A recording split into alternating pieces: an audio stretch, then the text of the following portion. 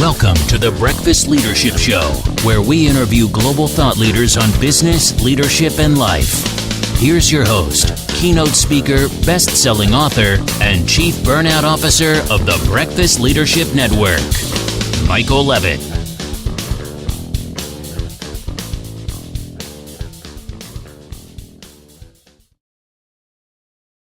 Welcome back. I've got Charlotte Dunford on the line. Charlotte, how are you? Good. How are you? I am awesome. Been looking forward to this conversation for quite a bit. And as we talked a little bit in the pre-show, with inflation and cost and everything else that's going on, this is definitely a topic we want to talk about. So why don't you share a little bit about you and the organization you're with and the work you do?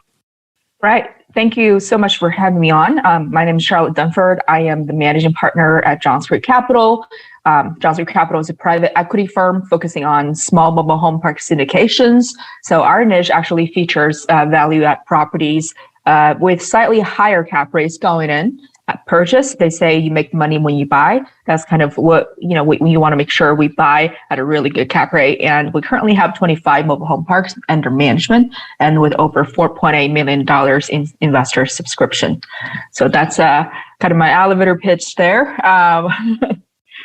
Well, that's great. And, as we were talking, about housing costs and, mobile homes are, they used to be a really affordable option. Maybe not as affordable as they used to be when I was younger, but it's still an option for many people. And as far as investors are concerned, there is a desperate need for housing. It doesn't matter what part of the country you're in. When I spend time in Canada, housing prices have doubled in the last 7 years on average. And It's basically priced out people from being able to acquire homes, and then rental costs are out of whack. And real quick, a recent study in the province of New Brunswick, the government had implemented some rent control because rents were going high because the cost of property were high, and the investors were trying to recover some of their investment costs. It's two sides of the same coin. A lot of people say, well, rent's too high. Well, yeah, but you know what? What's the mortgage that homeowner is paying? They're going to have to recover their costs somehow. Yeah. But one of the challenges that this new rent control has put into place in the popular areas that tend to be travel destinations for people that don't live in New Brunswick, some of the landlords were so restricted by this new increase that they've decided that they're just going to basically kick everybody out of their complexes. And they've converted a lot of their properties to Airbnb. Mm-hmm. And that doesn't solve the problem of making affordable housing or housing available for people.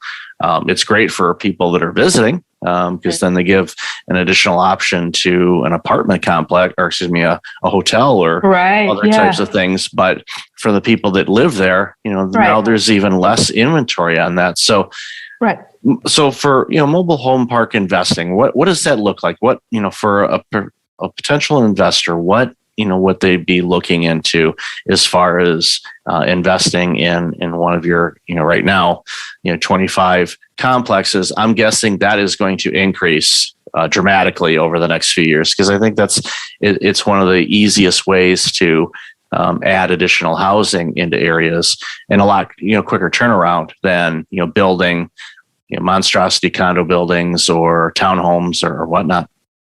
Right. For mobile home parks, the closest concept to mobile home parks would be a parking lot.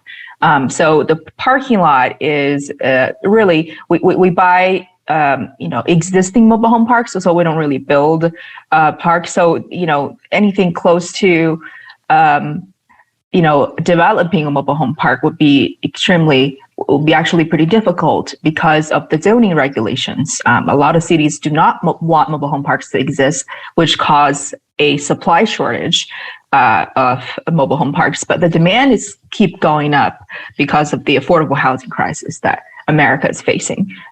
So it is, I would say this affordable housing crisis exists all across the nation.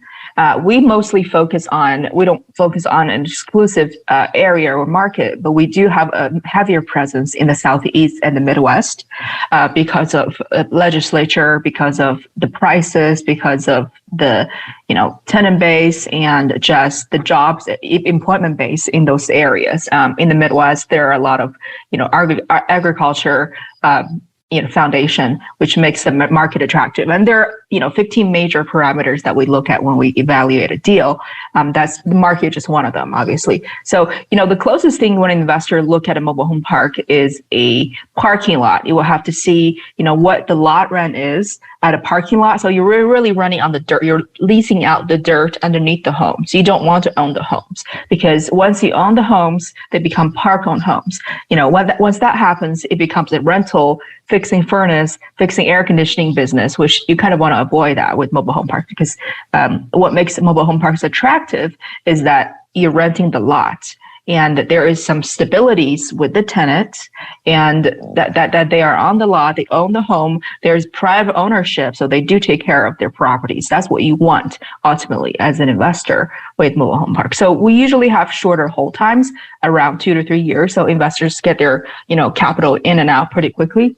And, we have monthly distributions as cash flow. And obviously, when we sell, there's the equity exit. You make the most money when you sell. And that's pretty much in a nutshell how this is operated. But as far as, underwriting a mobile home park, there are 15 major parameters that we look at. And we have an internal algorithm that we have developed through just knowing, underwriting so many deals, knowing which deals are good, which deals are not good. So that is definitely part of our system. It's always great to look at the data that you have and come up with a system to be able to determine, okay, is this going to be a good investment for our investors and our organization as well, or is it not? And if it's not, then because a lot of times it's like, oh, that's a great location. So you look at one thing, but if they've got 14 strikes against them on your 15-point checklist, then we can't make this work. Right. And it's great that you've done that. Right. And each parameter has a weight that we assign to them. And because not all parameters are equally important when evaluating a mobile home park specifically. So some parameters may have heavier weights, bigger weights than the other one. So you kind of assign a score to each parameter and multiply that score with the weight, and you calculate a score and see if this deal passes or not. So it's a very much of an empirical and kind of an engineering mindset in looking at this, the analysis of a property.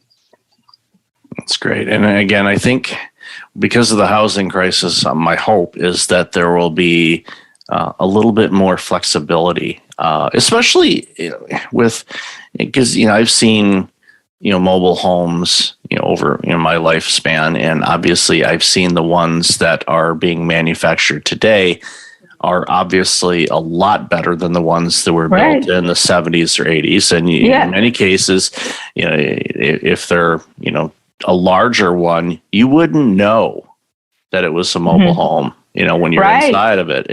And again, I've seen some parks. You might own them for all I know. I don't know, because I've spent a ton of time in the Southeast and I grew up in the Midwest. So I may have come across some of your parks, and I know the ones that are owned, where the mobile home is actually owned by people, and the gardens that they have in the yards, they've got, sometimes they'll put some small picket fences around it. I mean, they look absolutely stunning, and and there's a community as well. Exactly. Because there's a lot of benefits to it. I know there's the stereotypes of things, but there's stereotypes with apartment buildings too, and rooming houses and a variety of other things too. And I think ultimately we got to get past some of those things and say, okay, what can we design to make things affordable for people, to give them an option for home ownership that they can take ownership in and take pride in it, and be a great tenant and all of that. So I mean, it's great for that.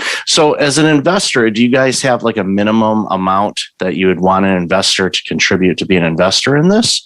So usually we ask for a minimum amount for investor to participate is $50,000. in a deal. But if the deal is smaller, let's say the deal is really small, then we might be okay with 25,000. But usually it's 50,000 to start with. Yeah, and I'm looking at your website. I know that it's got some statistics, and you never know, what is going to, buy or sell and the things like that. But because you consistently pay out what, a lot of people in stock investing would look at as like dividends in a way. It's like, here's some returns on things. That is what we like to call residual income, ladies and gentlemen. And that is really, really important because unfortunately, so many of us, we have income coming from a source, and it's called a JOB. There's other ways to get investment income, with stocks, with commodities. There's digital assets, real estate. There's a lot of things, and what you offer and your team offers is really enticing to, I think, a lot of my listeners, because they're looking at it, because a lot of times they think, okay, if I get involved in real estate, okay, I get, they look at an apartment building or a complex. And like you mentioned before, okay, leaky sink, leaky toilet. Okay, the furnace isn't working, and of course, all those calls come at like 9:30 at night on a Saturday, nothing at 2 p.m. on a Tuesday. That doesn't exist. No, most people aren't home. Well, maybe not now. I mean, a lot of people have been home because of the pandemic, but that scares away a lot of investors. Like, I want to get into property, but then I'm responsible for the roof, the HVAC, and all that other nonsense. And you're like, I'm losing money on this because I'm spending all my money on fixing things that keep getting broken, whether it's just because of inferior equipment or sometimes tenants aren't the nicest of people and they don't necessarily take good care of things. So in this environment, and what you offer, I think, is very enticing because, again, before I continue, the show's not providing investment advice. It's just investment information. You do what you do with it. You do your own due diligence and invest accordingly to your needs and all of that. But having said that, it's definitely one of those areas where you're like, this makes a lot of sense for those that have the capital to invest in some things and can get pretty consistent return on things. And of course, when you unload a property, I should say unload. That sounds when you sell a property. Unload is like you're trying to get rid of that 97 Chevy that you've had in the back of the garage. But when you sell a property, and obviously, especially with the way things are, good chance there's going to be profit made. Then of course you benefit from that as being an investor. So no, I think your model is spot on. Thank you. Yeah. So as an investor with us, the biggest thing is that investors are all passive. So with mobile home parks, even if there are occasionally, there is not leaky toilets that you worry about. There are, there could be broken utility lines in the winter when it gets cold. Like this past winter, it was one of the coldest winters and the biggest with the most frequent storms in recent history. So we did have a lot of issues with that, but you don't have to deal with that. A passive investor, a limited partner, that is not something you need to worry about. We handle all the operations. All you worry about is the reports you get from us and the distributions, and eventually when we sell the big distribution at the end. Yes, so that is one of the good features to working with us, is that you're passive, that you can focus on your job, but you also have other income sources because of your investments.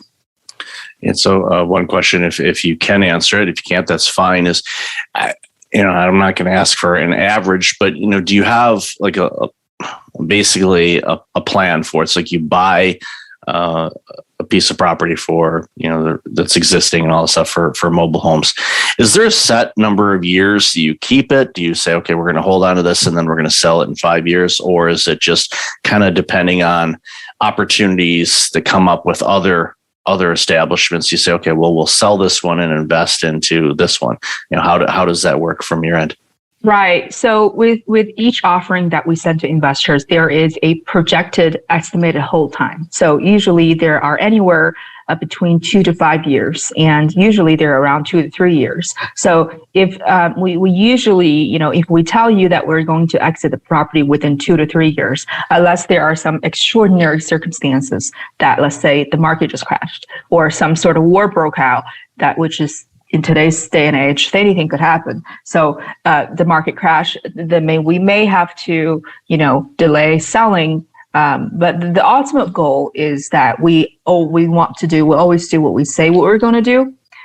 So we tell you that it's going to be a projected return of this percentage to this percentage, then that's what we're going to do. And we're not going to, if we cannot meet that, then we will not, not deliver that. So it will always, we'll do what we say what we're going to do. And the ultimate goal is to make sure, when we are selling a property, the most important thing is to make sure that it is the absolute best time for an investor's interest to sell this property.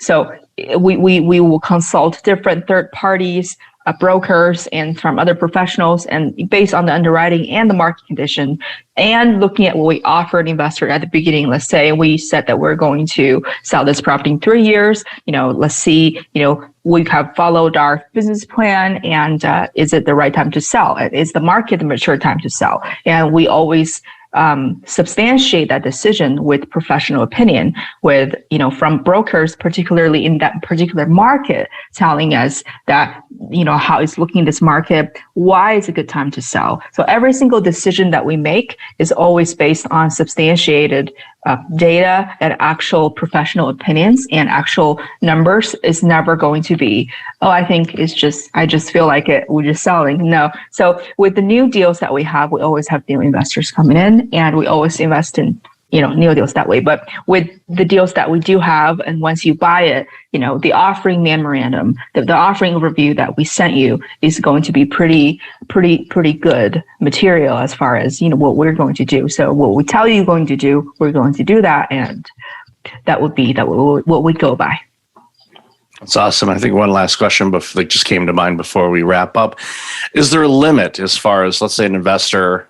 Do you have investors that are invested in several of your properties, or do you restrict? Yes. Okay. So there are no restrictions on how many properties you can invest. I have investors who's invested over 20 deals with me ever since our firm's founding. Some investors have stuck around and, invested every single deal that I have. Most of them have invested with me,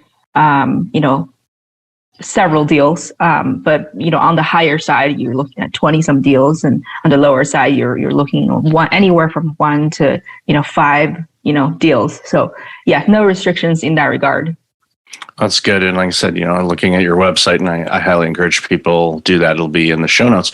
The return on investment is typically a whole lot better what you're getting from the bank, or even, and again, this is just not investment advice. This is just investment information. The returns that you've been able to post on your dealings so far have been pretty good. Again, beats anything you'd get just in sticking in a savings bond or a bank account or something like that. So it's obviously all the work that you've done. With the inside information and the analysis and all that. And when you're saying, okay, yeah, we're going to hold this for maybe 2 to 3 years. And then you're looking at it when that 2 to 3 year window starts opening, go, okay, is it actually a good time? What's going on? What's going on with the market? And again, using those external brokers, they could say, you know what, hold on to this for another year, because we're seeing that this is going to be booming in another year. And from an investor standpoint, you're like, yeah, I'll hold on for another year if I'm going to go from, again, I'm just throwing some numbers out there, from a 10% return to a 25% return. Again, results may vary. You never know what's going on. But ultimately, I think it's, again, for those that are interested in investing in different things, it's definitely something that they should explore. Thank you so much. Yeah, definitely. I think it's, the CDs and, money markets with the bank, the savings account, that pays close to zero. And, there's a safety net there because they pay you 0.1% of returns. But if you're looking to grow your wealth and actually grow your equity, that bank savings, is a stable way, but it's definitely not a great way, I would say, to actually grow your investments. That wouldn't even call it much of an investment, to be honest, because that it's a safety net, it's more of a savings account. Yeah. Exactly. So, Charlotte, I love this conversation. Where can people find out more about you and this awesome work you're doing? Right. So please come find me at johnscreekcapital.com. And there is a short contact form on there that you can just fill out and submit. I usually reach out within about a couple hours. It's definitely the same day. So I would love to have a conversation with you. And come check our website. I'll definitely have that in the show notes. So Charlotte, again, congratulations on the success so far. And thank you so much for being part of the show. Thank you so much for having me.